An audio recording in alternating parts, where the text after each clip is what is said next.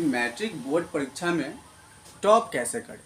यहाँ पे first, second और थर्ड की रणनीति बताने के उद्देश्य से नहीं आया गया है। इस उद्देश्य से यहाँ पे आया गया है कि आप या कोई भी ग्रामीण क्षेत्र हो, शहरी क्षेत्र हो, किसी भी क्षेत्र के बच्चे मैट्रिक बोर्ड परीक्षा में टॉप कैसे कर सकते हैं। लेकिन अब टॉप का जब सवाल आता है हमारे मन में तो ऐसा लगता है कि कर पाना बहुत ज़्यादा मुश्किल है और ये असंभव सा सब लगता है। फिर इससे पहले, इस सेशन को स्टार्ट करने से पहले हम आपको कुछ बताना चाहते हैं एक कहानी के रूप में। वो कहानी चार अंधे और एक हाथी पे है। अक्सर हम अपने ऑफलाइन बैच में ये बताते हैं, जिक्र करते हैं, बच्चे को बहुत सारा और भी तरीके से मोटिवेट करने का प्रयास किया जाता है कि बच्चे आखिर टॉप लेवल पे कैसे पहुंच सके, यानी जीरो से हीरो कैसे बन सके। चार अंधा है और चारों अंधा का एक दिन मन हुआ, यानी विचार बना कि हम लोग हाथी देखने चलते हैं। सोचने वाली बात यह है और आश्चर्य की बात यह है कि एक तो अंधा ऊपर से देखने जाएगा हाथी, तो दूसरा बोला कि भाई हम तो अंधे हैं और कैसे हाथी देख सकते हैं, हाथी देखने के लिए हमारे पास आँख भी तो होना चाहिए।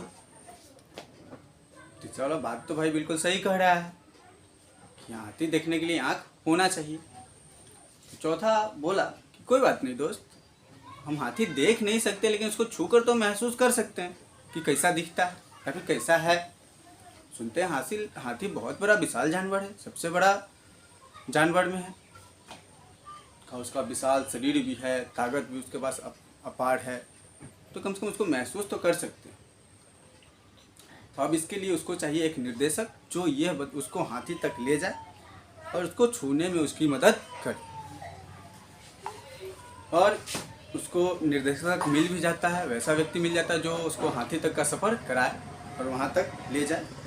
जब वहाँ जाता है तो चार को हाथी देखने अंधा जाता है। 1 2 3 4 ये जो अंधे व्यक्ति है जो हाथी देखने गए हैं, ये बारी बारी से हाथी को छूते हैं और सभी अलग अलग अंग को छूते हैं। जैसे पहला व्यक्ति जो जाता है, 1 नंबर वाला, ये जाता है और हाथी का ये पोंछड़ी पकड़ता है। जब इस पोंछड़ी पकड़ता है तो वहाँ से छूकर वापस आता है। फिर दूसरा जाता है तो उससे हाथी का सूंड पकड़ाता है। फिर उसको छूने के बाद वो वापस आता है। तो फिर तीसरा जाता है तो इससे हाथी का पैर पकड़ाता है। ये भी उस चीज़ को अच्छे से महसूस करता है और वापस आता है। फिर चौथा जाता है कि इससे हाथी का पेट पकड़ाता है और इससे अच्छे तरह से उस चीज़ को महसूस करता है, फील करता है। और सारे लोग वापस अपने स्थान पे आ जाते हैं, यानी अपने रूम पे आ जाते हैं। वहाँ पे बैठ के जिक्र कर रहे थे हाथी के बारे में कि तुमको कैसा महसूस हुआ। तो फर्स्ट व्यक्ति बोलता है कि यार हम तो हाथी सुनते थे, बड़ा विशाल है, बहुत बड़ा है, ये है वो है, दिस है डैट है, लेकिन हमको तो ऐसा कुछ लगा नहीं।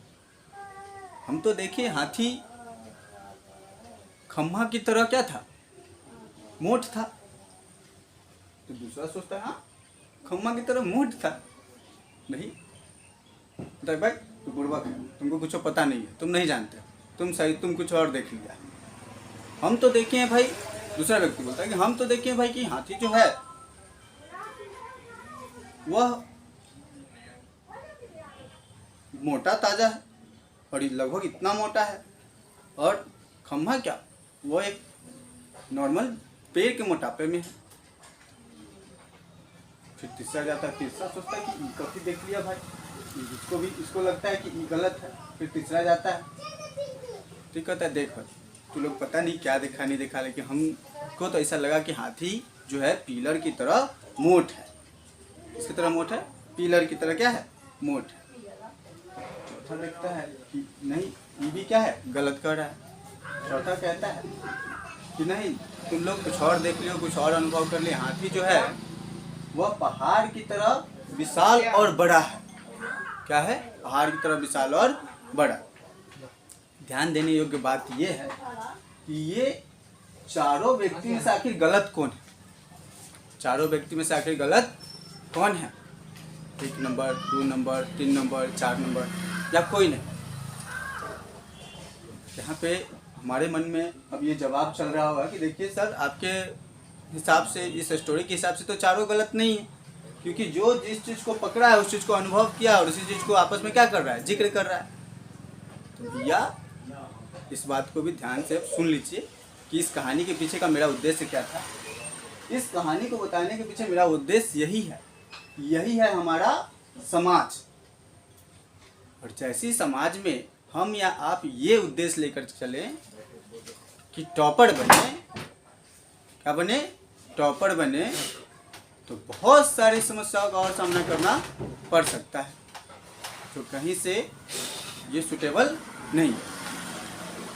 और इस चीज़ को समझना होगा कि कोई व्यक्ति यहाँ गलत नहीं है, बस जिसको जिस अनुसार अनुभव रहता है। ना ही तो हमारा समाज गलत है, ना ही समाज के लोग गलत है। समाज में जिस तरह के व्यक्ति के पास जिस प्रकार का अनुभव होता है वो हमसे शेयर करते हैं, तो हमको उसको स्वीकार करना चाहिए और उसमें अगर परिवर्तन लाके आगे बढ़ सकते हैं तो उस चीज़ को, उसमें परिवर्तन लाके आगे हमको बढ़ने का प्रयास करना चाहिए। चलिए अब स्टार्ट करते हैं हम लोग आते वापस अपनी